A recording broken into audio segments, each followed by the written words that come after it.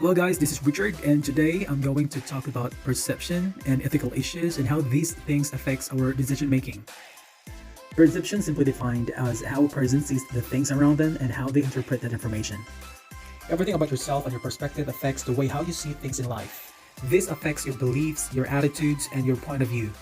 I think sometimes this can be a good thing because people's different perspectives on a task can allow the group members to find multiple solutions to a certain problem.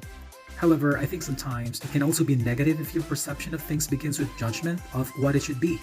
In an organizational behavior and business, I think a perception helps shape a person's personality and how they act in a certain situation. Like for instance, in a stressful situation in an organization, people with negative perception often get involved with misunderstanding and conflicts with other coworkers. Based on my working experience, that scenario is really true. I can really see how workers respond to a stressful situation with the kind of perception they have. Another example is employees' performance at tasks. Employees with positive perception often have a good sense of responsibility. They see things in a positive way. They know how to follow organizational rules and standards, and they do what they think is right. They strive for personal growth and development. On the other hand, I think perception affects the creativity of employees with negative perception. They don't see any chances in things, and their mind is closed with the possibilities. So their creativity will stay inside a box, inside a shell, and it will just stuck there forever. While the employees who have positive perception, their creativity is limitless. They can see a lot of chances and possibilities in things that will make them more creative and lead them to be innovative.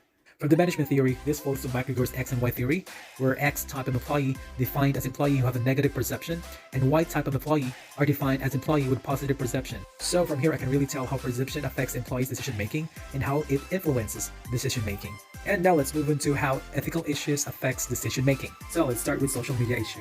According to Castleberry K 2019, to ward off any potential ethical issues, as business owner should create a clear set of social media policies for employees. Policies can cover both how workers can use any social media programs while in the office, as well as what they are allowed to say about the workplace on public social media pages. In my past employers using social media during working hours was unethical. Using social media as a means of communication tool is unethical. We have to use emails in disseminating communication and information in the organization. That's part of the culture of the organization. With that, we are forced to follow the policies, and it has become a practice, a standard. We'll learn from it and we bring it with us. Next is technology and privacy concerns. According to Castleberry K 2019, today's technology security abilities mean that employers can easily monitor their workers' use of technology, such as emails and website history. However, a business owner might run into the ethical issue of how much privacy an employee can expect on a company device, whether computer, tablet, or phone. In my personal experience, during the pandemic, our institution provided us with free laptops. These devices are programmed with restrictions, and we are being monitored in every activity that we do on our devices. If the institution doesn't put such policies, employees will download a lot of applications that are not related to work. This results in a tendency that they will use the laptop in an unofficial business, and I believe that it is really unethical. Next is business travel ethics.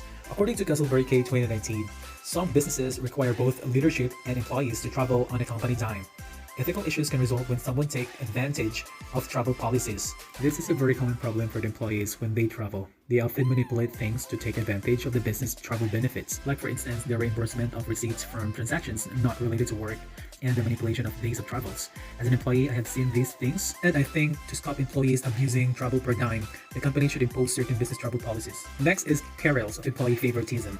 According to Castleberry K 2019, while it is not unreasonable for the owner of an organization to have employees that they enjoy working with more than the others, there can be ethical issues if the person in a position of leadership shows favoritism to one employee without any merit behind it. Giving it to playing favorites can cause a business to lose valuable employees. Now, this one is a very common issue as well. I have seen scenarios like this in a workplace. In fact, one of my colleagues decided to leave because of favoritism.